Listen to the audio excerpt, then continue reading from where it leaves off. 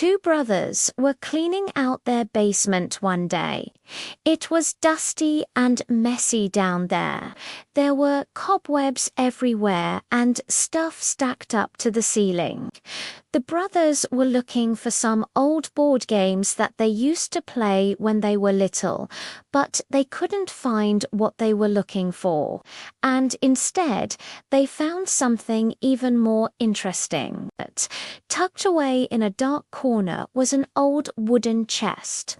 It looked like something a pirate might have carried.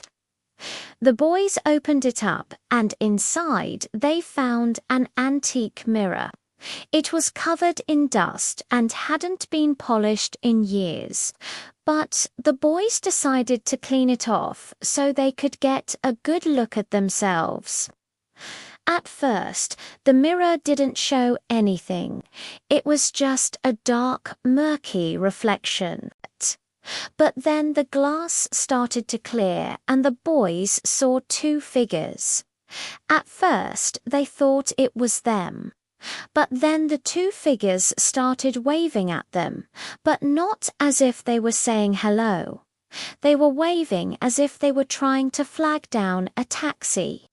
The boys were confused and scared, but then the figures stopped waving and instead started crawling out of the mirror. They pulled themselves out inch by inch until they were both standing on the floor in front of the mirror. The boys screamed and ran away. When they came back, the figures were gone and their reflections were still stuck inside the mirror, waving and making funny faces. The boys felt a bit better knowing that whatever those things were, they weren't in their house anymore. But then they heard giggling. It was coming from inside the mirror.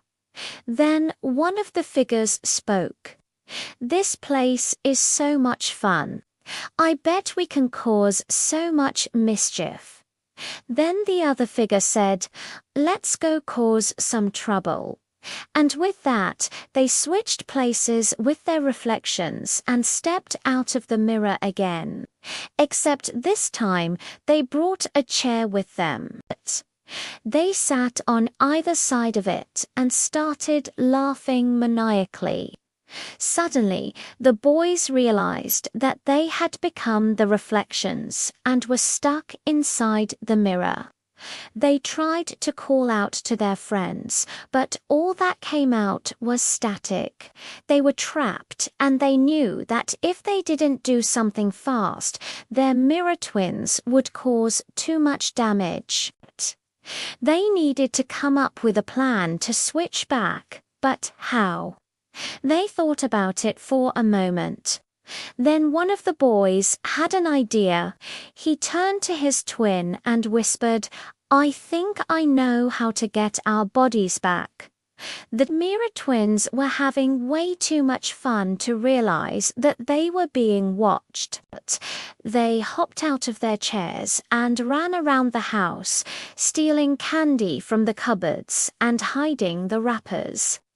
They poured sugar into the salt shakers and swapped the shampoo and the bleach. They even put plastic spiders in the toilet and waited for someone to flush. Meanwhile, the real boys were getting the fake treasure chest ready. They placed it in the middle of the living room floor and put some ghost pepper candy inside. Then they waited for their mirror twins to come back. And when they did, they were excited to see what was inside the chest. They ripped open the box and started diving in. But they didn't stick their hands in to grab the candy. They stuck their heads in. They were screaming and flailing around, trying to get away from the spicy candy. But it was too late. The boys had switched back just in time to see their evil doppelgangers screaming and running around like headless chickens. Well, maybe not headless. but you get the picture. When the twins ran past, the boys grabbed their legs and pulled them toward the mirror. The mirror twins were too busy trying not to choke on candy to notice. They were dragged to the mirror, and before they knew it, they were on the other side, and their reflections were free. The boys fell to the ground, exhausted but victorious. Their heads were spinning, and they could barely stand. But they did uncare because they knew that they'd never have to worry about their evil mirror twins ever again. From that day forward, the mirror in the basement showed nothing but the truth.